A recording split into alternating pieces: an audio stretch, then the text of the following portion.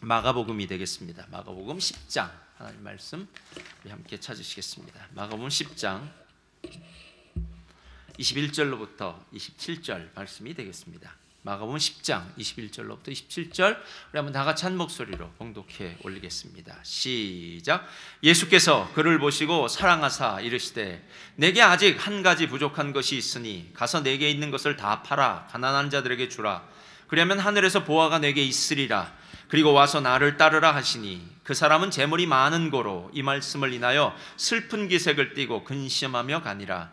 예수께서 둘러보시고 제자들에게 이르시되 재물이 있는 자는 하나님의 나라에 들어가기가 심히 어렵도다 하시니 제자들이 그 말씀에 놀라는지라. 예수께서 다시 대답하여 이르시되 얘들아, 하나님의 나라에 들어가기가 얼마나 어려운지 낙타가 바늘기로 나가는 것이 부자가 하나님의 나라에 들어가는 것보다 쉬우니라 하시니 제자들이 매우 놀라 서로 말하되 그런즉 누가 구원을 얻을 수 있는가 하니 예수께서 그들을 보시며 이르시되 사람으로는 할 수 없으되 하나님으로는 그렇지 아니하니 하나님으로서는 다 하실 수 있느니라.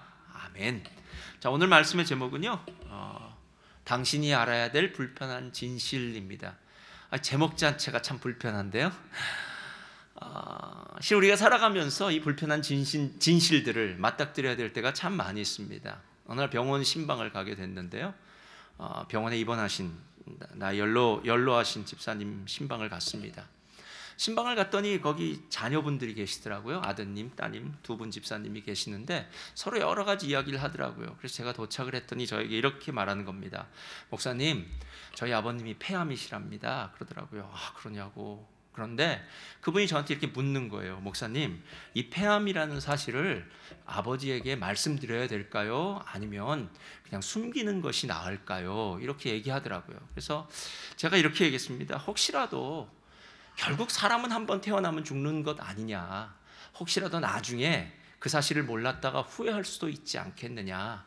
그러니까 아버지한테 불편하더라도 힘들더라도 진실을 얘기하는 것이 훨씬 더 마지막을 준비하는 그리스도인의 삶이라면 그렇겠죠. 그래서 준비할 수 있지 않겠느냐, 이렇게 제가 얘기를 했습니다. 그랬더니 저한테 저보러 얘기하라 그러더라고요. 그래서 제가 병실에 들어갔어요. 그래서 그 집사님한테 이렇게 말했습니다. 집사님, 폐암이시랍니다. 이렇게 얘기했어요. 여러 가지 복잡하게 생각이 많은데 그렇게 생각을 많이 못 하겠더라고요. 그래서 집사님, 폐암이시랍니다. 이렇게 얘기했더니 휴 하고 한숨을 쉬시더라고요. 여러분, 실은 우리는 이 땅을 한번 태어났으면 어떤 형태로건 떠날 날이 있지 않습니까? 그것이 어떤 질병으로 떠나건 아니면 사고로 떠나건 나이가 들어서 떠나건, 여러분 어쩌면 이 진실 앞에서 우리는 우리라는 존재가 이렇게 연약한 존재지, 우리라는 존재에게 진짜 필요한 건 하나님이시지 라는 사실을 알아야 되는데, 왠지 우리가 말하기 불편하다고, 또 듣기 불편하다고 그것을 하얀 거짓말이라고 하잖아요. 이렇게 숨겨놓고 그럴 때가 있습니다. 불편한 진실이라는 말은 문자적으로는요, 암묵적으로는 동의하지만 막상 꺼내놓기 불편한 말이라고 합니다. 그러니까 뭔가 말을 하기가 불편한 거예요. 그렇지만 진리는 반드시 들려져야 되고요, 또 그 진리 앞에, 진실 앞에 우리는 맞닥뜨려야만 합니다. 그런 사실들만 우리가 불편한 진실로 있는 것이 아니라 실은 하나님의 나라를 보면서도요, 오늘 우리는 또 다른 불편한 진실들을 만나게 됩니다.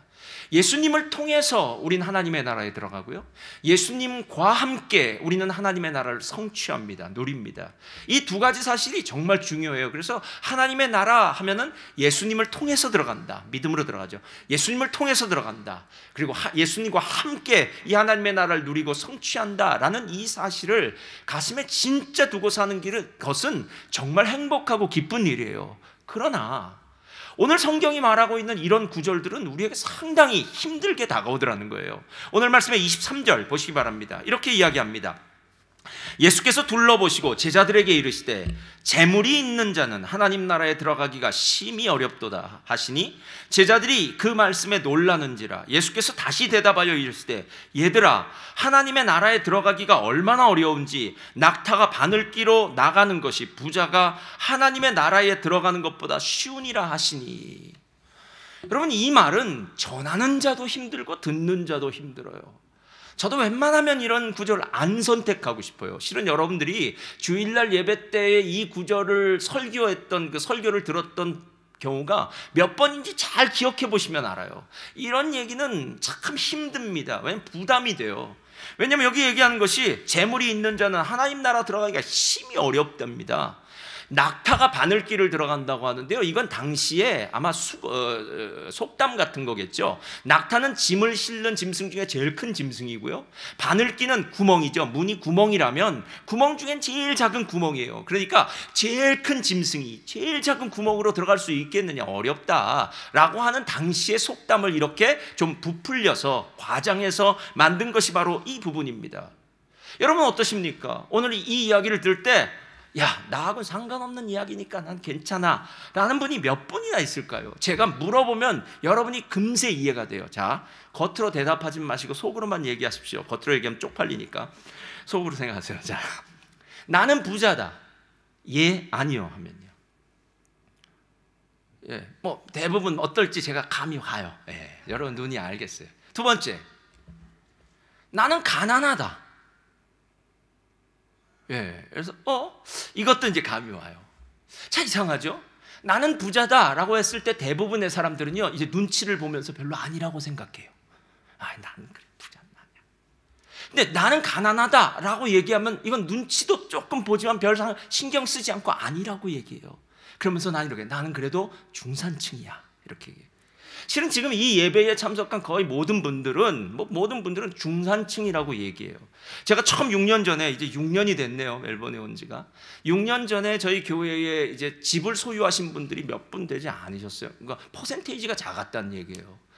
제가 집 이사 참 많이 했습니다. 뭐 나라, 와렌, 베릭, 뭐 단대농, 뭐 할 것 없이 집들이 예배를 많이 드린 걸 보면, 요즘 제가 교족부를 보면서 보니까 한 80% 정도는 집을 구입하셨더라고요. 80%? 뭐 거기서 그 정도 되는데요. 그러면 얼만큼을 가져야 부자일까라는 생각이 드는 거예요. 얼만큼을 가져야 부자라고 얘기하기엔 왠지 부자 아닌 것 같고, 가난하다고 얘기하기엔 왠지 나는 가난하지 않다고 생각하는 저와 여러분은 도대체 이 말씀을 들을 때 어떤 마음을 갖고 계십니까? 나는 그 둘 중에 포함되지는 않지만 적어도 이런 생각은 들어요. 뭐냐 하면은, 이 말씀은 왠지 좀 불편하다. 예. 마치 생선을 먹을 때 그 삼치 같은 생선은 가시가 많아요. 그러니까 꼭 가시 많은 생선에 살 발라 먹듯이 힘들다라는 생각이 많이 든다라는 거예요. 많이 든다는 거예요. 여러분, 왜 이야기가 많이 드는 줄 아십니까? 실은 우리 모두가 말은 안 해도 세상적인 삶을 사는 모든 사람들의 모습과 우리 자신이 돈에 대해서, 부에 대해서, 부자에 대해서 이런 식의 생각들을 일반적으로 갖기 때문에, 두 가지 정도 있는데요, 많겠지만 제가 두 가지로 정리해 봤어요. 우리는 부자를 부러워합니다. 1번이 이거예요. 여러분, 영화나 드라마, 왜 그토록 그 별것 아닌 드라마, 영화에 심취해가지고 보면서 재벌집 2세 나오면 다 본부장이에요. 남자들은 다 본부장이에요. 예. 그러면 또 여자치고는 매일 고생하는 캔디 같은 여자가 어느 날 갑자기 그 본부장의 눈에 들어서 뭐 갑자기 인생을 완전히 바꾸는 백마탄 왕자 같은 그런 이야기. 여러분, 이런 이야기 정말 이제 식상할 만도 한데 아직도 그런 드라마를 본방사수하고 있는 분들이 우리 교회는 없겠죠? 여러분, 실은 사람들이 다 그런 로망이 있어요. 어떤 로망이냐면요, 야, 부자 폼나게 사니까 멋지지 않아? 여러분, 뭐 드라마 같은 거, 뭐 영화 같은 거 모르잖아요. 탁 여자를 탁 데려가서, 야, 골라, 여기서부터 여기까지, 뭐 이런 식으로. 예. 우리는 언제 세일하는지 세일 날짜 기다리고 있는데 어떻게 하면 이걸 더 싸게 살 수 있는가 생각하고 있을 때에 부자는 그런 거 없더라고요. 여러분, 그냥 뭐 카드만 집어내면 얼마짜리라도 다 긁을 수 있고 어떤 것도 할 수 있고, 가끔 여기 말고요, 예전에 시드니에서 그런 일들이 있었다고 하는데요, 이 시드니에서 구역 예배만 마치고 오면 부부싸움을 하는 거예요. 그래서 왜 그런가 봤더니 구역 예배 가서 말씀의 은혜를 받고 오는 것이 아니라 그 집 물건의 은혜를 받고 오는 거예요. 그래서 야, 그 집은 이런 좋은 물건이 있다더라, 그 집 남편은 뭐 이런 일을 했다더라, 뭐 돈을 벌었다더라, 뭐 집이 넓어졌다더라, 집에 가구를 바꿨다더라, 이런 일을 하면서 서로 이야기하다 보니까 아무래도 또 비교하다 보면 자기 자신에 대해서 막 화가 나고 서로 간에 또 이러다 보니까 그래서 나중에 둘이 얘기하는 거예요. 야, 이렇게 싸울 거면 우리 구역예배 가지 말자. 이렇게 하고 구역예배를 안 가는 정말 어리석은 인생을 사는 사람이 있을까요? 없을까요? 있죠. 왜 없겠습니까? 여러분, 우린 다 부러워해요. 그냥 부럽다는 것이 어떨 때는 질투로 나타나요. 그래서 뭐라 그래요? 그렇지만 속마음은 부러운 거예요. 나도 그렇게 살았으면 좋겠다. 나도 우리 부모님이 다 부자였으면, 우리 아버지가 재벌이었다면 나도 재벌 2세가 됐을 텐데, 내가 그때 그 남자를 만났어야 되는 건데 잘못 만났다는 거예요. 이 인간을 만나서 내 인생이 꼬였다고 생각하는 거. 여러분, 이런 모든 것들이 실은 우리 마음 가운데 부자를 부러워하진 않습니까? 라는 거예요. 두 번째, 부자가 되려면 성공해야 된다라는 생각을 해요. 이 성공에 대한 집착이 있어요. 여러분, 보통 이민 온 분들은 미국을 가건 카나다를 가건 남미를 가건 유럽을 가건 어느 호주를 오건 어디나 똑같아요. 다 이렇게 얘기를 해요. 나의 삶의 질을 높이기 위해서 내가 이민을 왔습니다라고 얘기해요. 근데 이 삶의 질이라는 게 아주 애매해요. 어떤 사람은 자녀 교육이 삶의 질을 높이고, 어떤 사람은 경제적으로 좀 더 나은 것, 아니면 내가 한국에서는 정말 힘들었는데 여기까지 성공할 수밖에 없었는데 이제 새 땅에 가서 나는 좀 더 성공을 해버리라 하고 생각하는 많은 것들이 있지만 결국은 다 똑같아요. 성공하고 싶다는 거예요. 그 성공을 내 대에 못했다면 우리 자식 때라도 좀 하고 싶다라는 거예요. 그래서 실제로 성공해야 된다라고 생각해서 여러분들이 자녀 교육에 정말 올인하는 분들 많지 않습니까? 예전에 미국에서 제가 들은 얘기예요. 어느 분이 남미에서 공관원이었다가 외무부에서 일하는 공관원이었다가 미국에 올라간 거예요. 남미에서는 정말 잘 사셨어요. 남미는 보통 그러니까 하인도 2명씩 두면서 살았어요. 근데 미국에 갔는데 반찬을 판대요. 반찬을 장사를 한대요. 그래서 아니 이게 무슨 말이냐, 공관원 직원 그 월급이면 충분히 살 텐데 어떻게 또 그렇게 이것저것 팔고 그러냐 했더니 자녀 교육시키기 위해서, 가외시키기 위해서 그런다라고 하는 거예요. 여러분, 자녀의 성공을 위해서는 내가 무슨 짓이라도 할 수 있다. 성공이라는 이 단어는 실은 저나 여러분 모두의 마음 가운데, 마음 깊숙한 곳에 실제로 보여지지는 않지만 숨겨진 것은 아니겠느냐라는 거예요. 왜 오늘 이 부자 청년의 이야기가 그토록 우리 마음 가운데 가시처럼 걸리냐? 이유는 우리 모두가 다 부자가 되고 싶거나 아니면 좀 성공해서 이런 삶을 누리는 것에 대한 로망이 있기 때문은 아니겠느냐는 거예요. 여러분, 이걸 제가 나쁘다고 얘기하는 것이 아니라 어쩌면 우리 모두에게 자연스러운 부분이라는 거예요. 근데 문제는 이렇게 자연스러운 부분이 오늘 말씀을 맞닥뜨려지니까 왠지 가슴에 막 부담이 되는 거예요. 부담이 되는 거예요. 어느 날 제가 젊은 부부 성경 공부를 했습니다. 30대에 다들 가게에 있고 잘 산 친구들이었어요. 그 중에 한 친구가 저한테 다짜고짜 아주 단도직입적으로 이렇게 묻더라고요. 목사님, 정말 부자는 천국에 못 갑니까? 이렇게 묻더라고요. 그래서 좀 생각해 봤어요. 왜냐하면 지금 대답을 잘해야 되니까.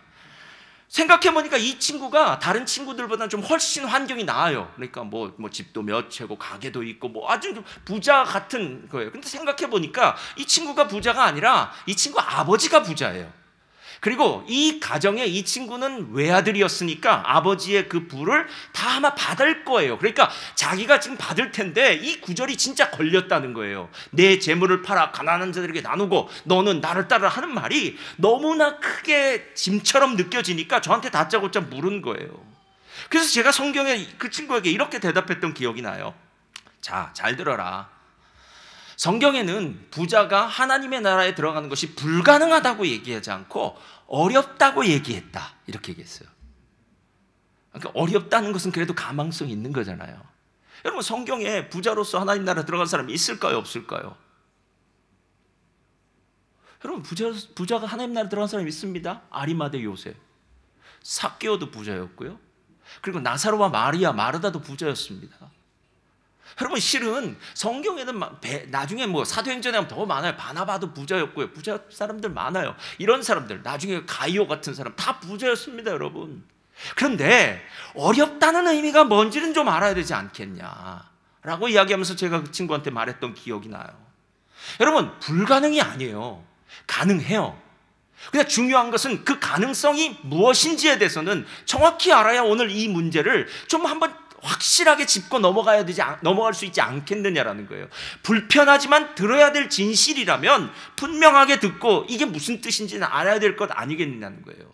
그때 우리가 생각하는 것이 무엇이냐면 도대체 예수님은 오늘 이 부자에게 무슨 말을 했을까를 한번 찬찬히 하나씩 되짚어 봐야 돼요. 혹시 내가 예수님이 하신 말 중에 빼먹은 말은 있지 않을까? 예수님이 하신 말씀의 의미를 잘 모르는 것은 있지 않을까? 라고 생각하면서 다시 말씀을 한번 되짚어 봐야 돼요. 점검해 봐야 된다는 말이에요. 자, 말씀 펴보세요. 21절입니다. 자, 천천히 읽겠습니다. 제가. 예수께서 그를 보시고 사랑하사 이르시되 내게 아직도 한 가지 부족한 것이 있으니 가서 내게 있는 것을 다 팔아 가난한 자들에게 주라. 그리하면 하늘에서 보화가 내게 있으리라. 그리고 와서 나를 따르라 하시니. 자, 그대로 내버려 두시고요. 제가 매일 성경할 때마다 동그라미를 치라고 얘기합니다. 여러분 실제로 매일 성경에 여러분이 볼펜을 가지고 이렇게 동그라미를 치고 밑줄을 긋고 문단을 나누고 하는 게 정말 중요해요. 예, 성경은 이렇게만 봐야 돼요. 그래야 성경의 깊은 뜻이 무엇인지를 진짜 잘 알 수 있어요. 만약에 여러분이 이 구절을 제일 처음 만났을 때 여기에다가 밑줄을 그으라고 한다면 어디에 밑줄을 그으시겠습니까? 왜 이 구절이 그토록 나를 힘들게 하는 구절로 다가옵니까? 왜냐하면 우리는 이 구절을 볼 때 밑줄을 어디에다 긋느냐 하면요, 내게 있는 것을 다 팔아 여기다 거요. 그러니까 내게 있는 것을 다 팔아 라는 말이 너무 힘들어요. 그러니까 야 예수 믿는 거 힘드네. 그 집사님이 나한테 예수님만 믿으면 된다 그러고 교회만 믿으면 나오면 된다 그랬는데 거짓말했네. 내 걸 다 팔아야 된다고 얘기하네. 아유 이건 안 되지 하는 생각이 들어요. 그냥 이 구절을 천천히 한번 다시 한번 볼게요.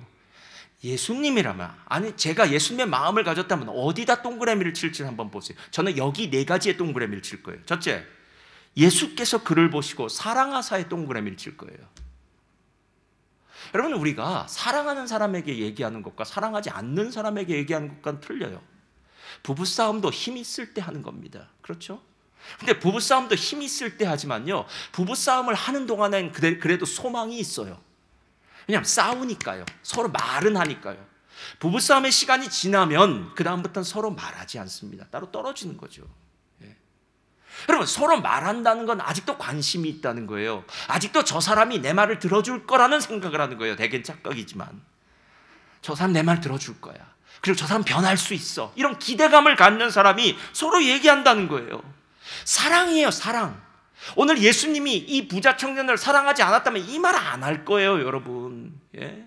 사랑하니까 하는 말이라고요. 사랑하니까 부모님이 야 좋은 친구랑 만나야 된다, 공부 열심히 해야 된다, 선생님 말씀 잘 들어야 된다, 길 건널 때 조심해야 된다. 정말 자녀가 들으면 정말 귀찮은 잔소리 같은 소리를 왜 부모님이 귀에 못이 박히도록 자녀에게 합니까? 내 자식이니까요. 내 자식이니까요. 다른 자식이야 밤 12시가 아니라 밤 새벽 2시에 들어와도 그건 그 부모님이 책임지시겠죠. 그러나 내 자녀는 틀리죠. 밤 12시 새벽 2시에 내 자녀가 집에 들어오지 않으면 부모님은 잠을 못 이루는 거 아닙니까? 이 사랑이요, 이 사랑. 예수님이 그 부자 청년을 사랑하셨답니다. 그리고 난 다음에 두 번째는 어디에다가 동그라미를 치냐면요, 한 가지의 동그라미를 칠 거예요. 자, 몇 가지요? 한 가지. 저는 너무 감사했어요.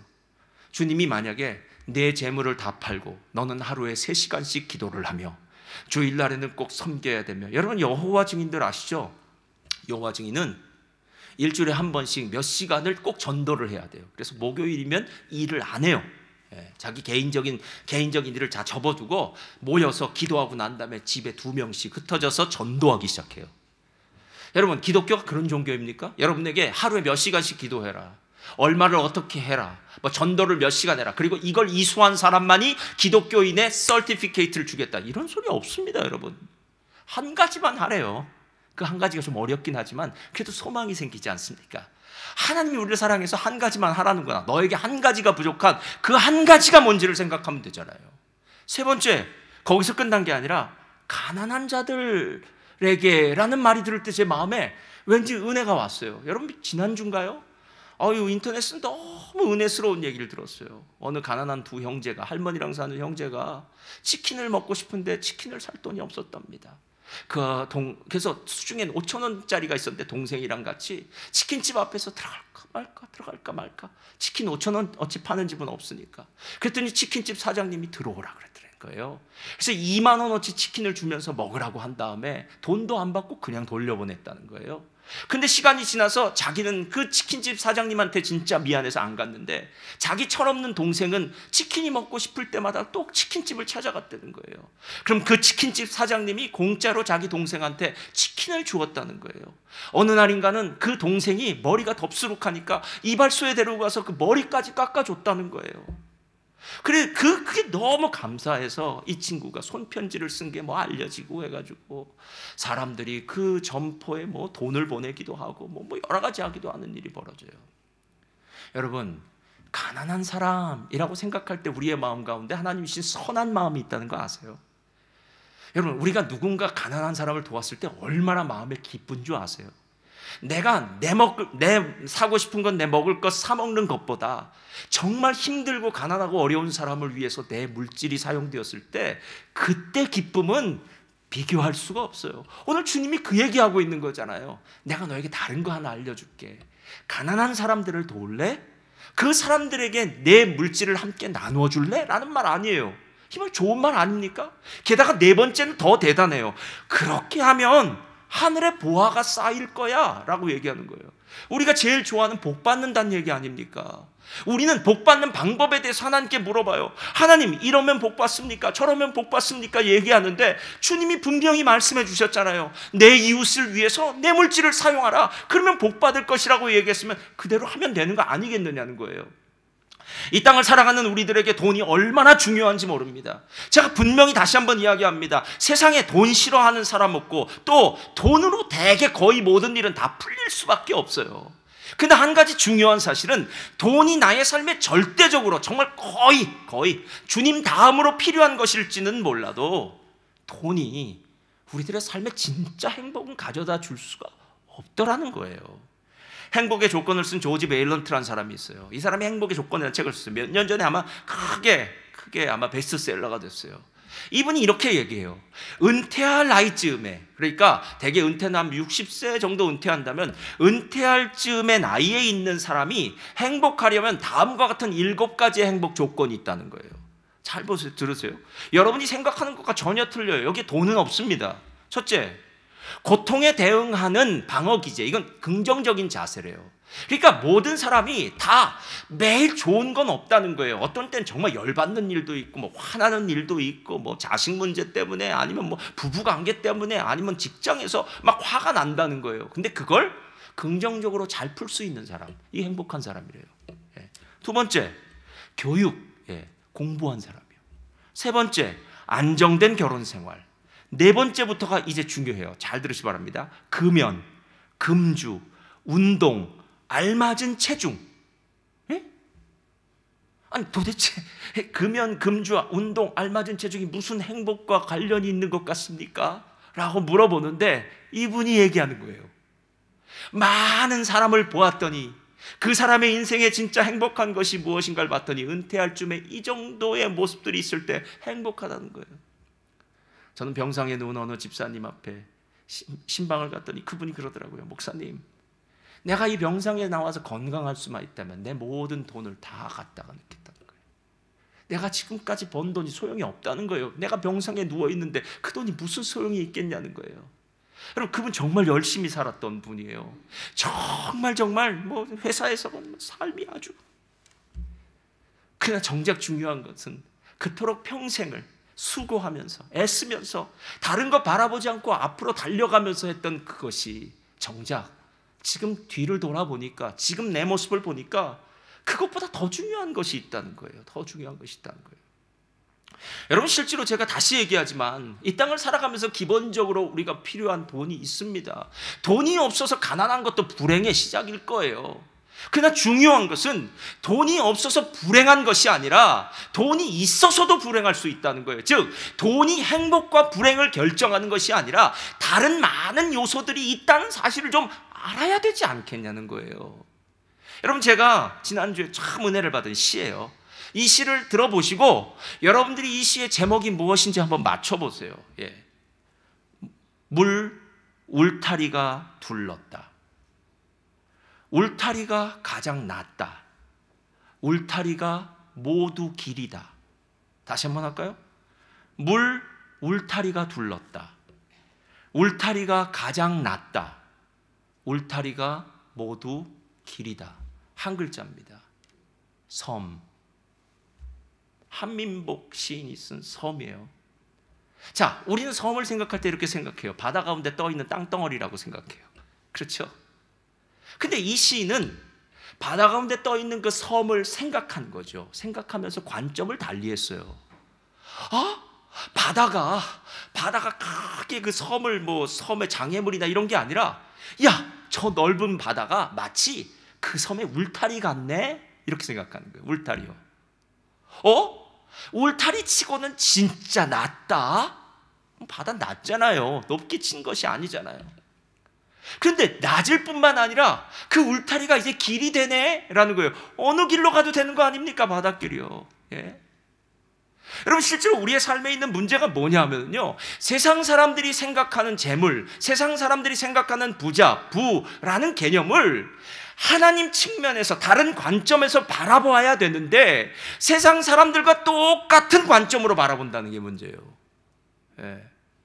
오늘 내 재산을 다 팔아서, 내 것을 다 팔아서 가난한 자들에게 나눠주고, 여러분, 주님이 지금 돈이 부족해서, 교회가 돈이 없어서 성도님들한테 여러분 헌금하셔야 됩니다. 꼭 이단들은 그렇잖아요. 여러분들이 얼마를 바치라고 이야기하고, 신천지 같은 경우, 오대양 같은 경우, 여러분 이런 거 다 거짓말 가짜예요. 여러분, 하나님은 돈 필요하지 않으세요. 여러분, 하나님이 필요한 것은 무엇이냐면 우리들이에요. 우리들이요.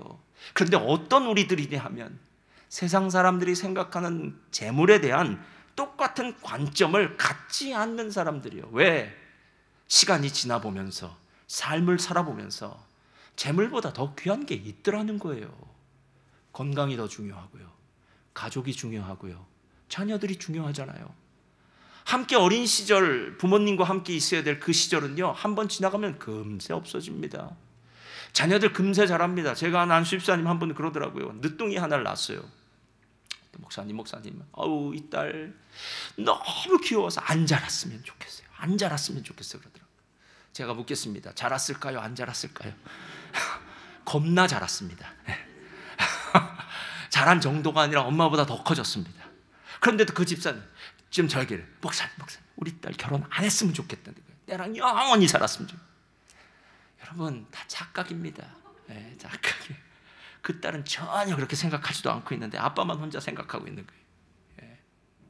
여러분, 우리가 세상 사람들과 좀 다른 관점을 가져야 될 건 아니냐는 거예요. 부자 청년에 대한 이야기는 그거 아니에요. 부자 청년의 마음 가운데 숨겨진 마음이 있었어요. 그게 무엇이냐면 보통 세상 사람들이 갖는 마음이에요. 나는 부자가 되고 싶어. 부자가 되려면 성공해야 돼. 아마 이 부자 청년은요, 돈을 사랑한 만큼 열심히 돈을 위해서 살았을 거예요. 제가 돈을 버는 사람들을 보니까 참 재밌더라고요. 여러분, 열심히 돈을 벌면은 돈을 쓸 시간이 없어요. 그래서 부자가 되는 거예요. 돈을 하도 열심히 버니까 돈 쓸 시간이 없어요. 돈은 언제나 옆에서 노는 사람이 쓰는 법입니다. 그러니까 이 부자 청년은 분명히 그랬을 거예요. 예. 열심히 돈을 사랑했다고 하니까, 돈이 많다고 하니까 분명히 돈을 버는 문제에 대해서도요, 열심히 살았을 거예요. 최선을 다했을 거예요. 열정을 가졌을 거예요. 그러나 문제는 그것이 그 사람의 인생의 목표였고 전부였기 때문에 그걸 못 내려놓겠다는 거예요. 여러분, 하나님의 나라를 발견한 사람들에 대한 이야기, 성경에 나올 때 뭐라고 이야기합니까? 어느 진주장사가 값비싼 진주 하나를 발견했대요. 그 값비싼 진주를 보고 나서 집에 가서 모든 재산을 팔아서 그 진주를 샀답니다. 왜냐? 이건 가치가 있으니까. 어느 사람이 밭을 파다 보니까 농부가 밭에서 보물을 발견해요. 집에서 자신의 모든 재산을 다 긁어서 주인에게 가서 그 밭을 삽니다. 제가 묻겠습니다. 밭을 사자마자 보물을 꺼냈을까요? 아니면 시간이 지나기를 기다렸을까요? 시간이 지나기를 기다렸겠죠. 왜요? 갑자기 파내면 전 주인이 뭐라 그럴 거 아니에요, 여러분. 자, 그렇다면 그 밭을 사서 내 명의로 등기 이전을 딱 해놓고 난 다음에 밥을 안 먹어도 배가 부르겠죠. 왜? 더 가치 있는 것을 발견했으니까요. 아니, 당신 지금 재산 다 판 거야. 아무것도 없어. 라고 사람들이 얘기하면 괜찮아, 다 살겠지. 이렇게 한번 씩 웃어주면 돼요. 왜? 나는 다른 게 있으니까. 내 손엔 다른 게 있으니까.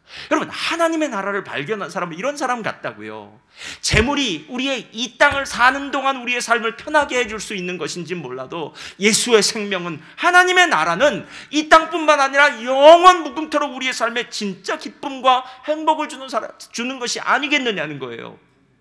그리고 난 다음에 보니까요, 누가복음 16장에 재물에 대한 이야기를, 관점을 이렇게 바꿔야 된다는 거예요. 16장 한번 펴주세요. 9절 다 같이 읽겠습니다. 시작.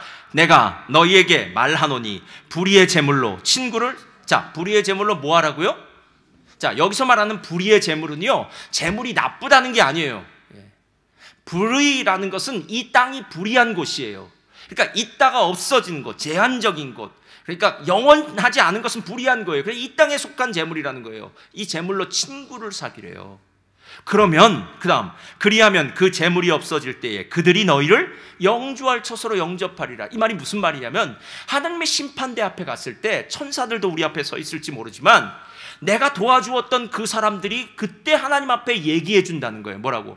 하나님, 아무개가 모년 모월 모시, 내가 그때 어렵고 힘들었는데 그때 나를 도와줬습니다. 그럼 하나님 이렇게, 그래?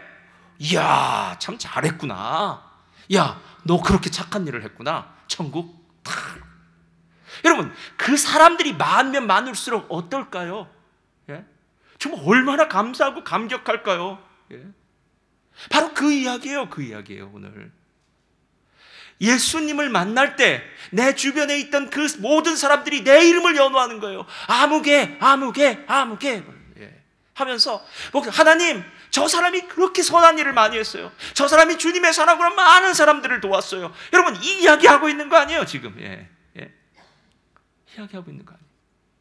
제가 이 부분을 생각하니까, 야, 내려올 수 있겠다라는 생각이 드는 거예요.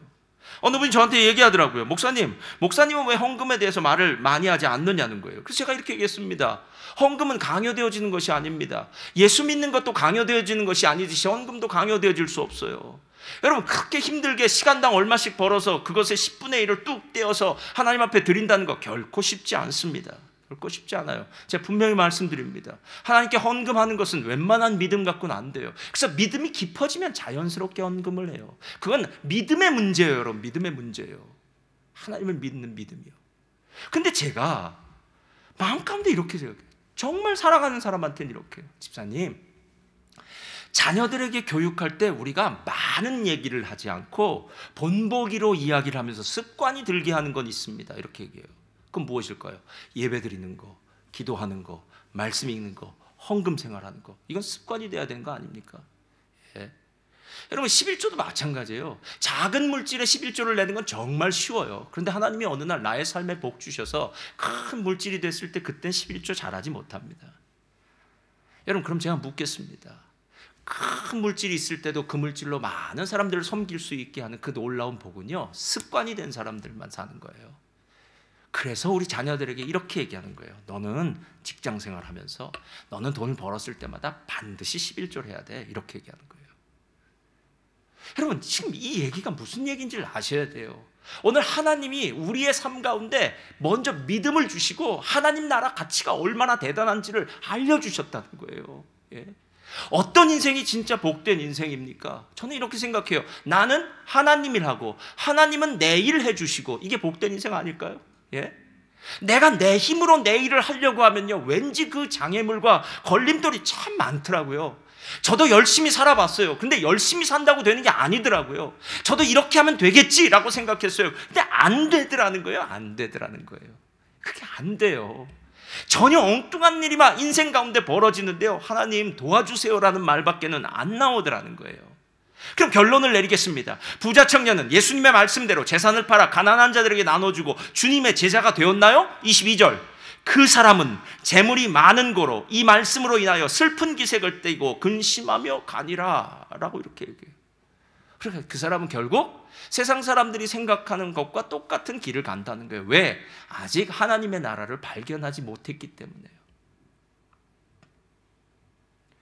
어린아이들에겐 사탕이나 과자가 현찰보다도 훨씬 위력이 있습니다. 그러나 아이도 조금만 더 크면은 현찰의 위력이 어떤지 알아요. 처음엔 동전의 위력을 알아요. 그러나 동전보다 지폐가 더 위력이 있다는 것을 알아요. 만약에 양손에 어느 것을 들겠느냐고 얘기하면 아주 꼬마한 어린애는 사탕을 달라고 하겠죠. 그럼 나이가 들면서 돈을 달라고 할 거예요. 왜? 이것이 더 가치 있는 건 줄 알고 있기 때문에요.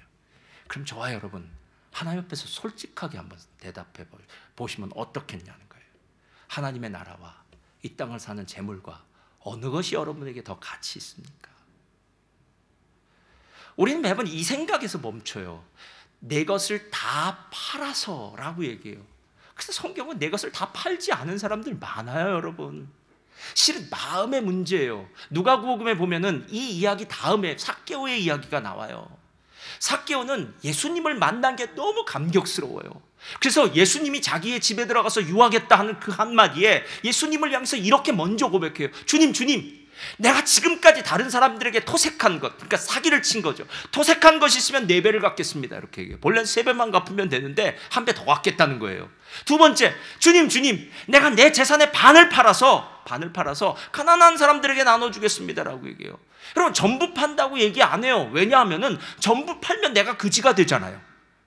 내가 다른 사람들에게 도움을 받아야 될 사람은 아니잖아요. 여러분, 주님은 그런 분 아니세요, 여러분. 내가 이제 주님의 마음을 알았습니다. 내가 예수님을 만나고 나니까 이제 죽어도 여한이 없습니다라는 거예요. 여러분, 그런 기억나시나요? 제가 이렇게 예를 들면 여러분 잘 알 거예요. 어느 분이, 우리 여자 집사님들이라고 하면, 여자 집사님들이 훨씬 그런 면에서 더 정하니까, 어느 여자 집사님이 지금 멜번 시티에 잘생긴 사람의 대표자인 정우성 씨가 왔다는 거예요. 근데 내가 길을 가다가 정우성 씨를 만난 거예요. 근데 정우성이다 딱 그랬는데 정우성 씨가 나와 악수를 한 거예요. 여자 성도님들, 그날 집에 가서 손 닦을까요, 안 닦을까요? 이렇게 얘기하면 제가 한 가지 더 물어볼게요. 그 다음 날 아침에 왼손으로 세수할까요, 양손으로 세수할까요? 여러분, 이 손 안 씻습니다. 왜냐하면 자랑해야 되니까. 집에 가도 이 손이 정우성. 그 다음 날은 일부러 친구 만나러 가야죠. 그래서 오늘은 아침은 내가 살게, 어디로 나와, 그래요. 그럼 그 친구는 뭣도 모르고 나와서 이제 정우성 얘기를 들어야 되는 거예요. 그 오른손과 함께. 여러분, 사람도 자기가 원하는 연예인 한 사람 만났다고 인생이 바뀌어지고 감사하고 감격하더라고요. 여러분, 연예인 만나서 그래 살림에 보탬 되셨습니까? 그런 거 없잖아요. 예수님은요? 여러분, 예수님을 만난 건 인생이 달라진 거 아닙니까? 예수님을 만났다는 건 이제 내가 힘들고 어려울 때 얘기할 대상이 있는 거 아니에요. 누가 나한테 한 방을 때리면 가서 이제 고자질을 할 대상이 생긴 거 아닙니까? 누가 나를 힘들게, 하나님, 얘가 나를 힘들게 했어요 라고 얘기하면 되고요. 내가 정말 필요한 것이 있으면, 하나님, 나 이게 필요하니까 나를 도와주세요. 여러분, 하나님이 우리의 기도를 들으시고 응답하시는 좋으신 하나님이 되시는 거 아닙니까, 여러분? 그래서 잠언서의 말씀을 오늘 만약에 이 부자 청년이 외웠다면 저는 이런 삶을 살지 않았을 거라고 생각해요. 잠언서 11장 28절 이렇게 얘기해요. 한번 다 같이 읽겠습니다. 시작. 자기의 재물을 의지하는 자는 패망하려니와 의인은 푸른 잎사귀 같아서 번성하리라. 여러분, 패망한다는 말은 실패한다는 말이에요. 자기의 재물을 의지하는 사람은 반드시 실패합니다. 반드시 실패해요. 그러나 의인은 하나님을 의지하는 사람이죠. 하나님의 의로 덧입혀진 사람이죠. 이런 사람들은 푸른 잎사귀 같아서 번성한다고 얘기합니다. 저희 집에 권사님이 주셔서 호박을 키웠어요. 그래서 1-2개가 났어요. 그래서 잘 따먹었어요. 그런데 어느 날인가 호박에 벌레가 끼기 시작하는 거예요, 이 잎에. 그래서 제가 막 잘랐습니다.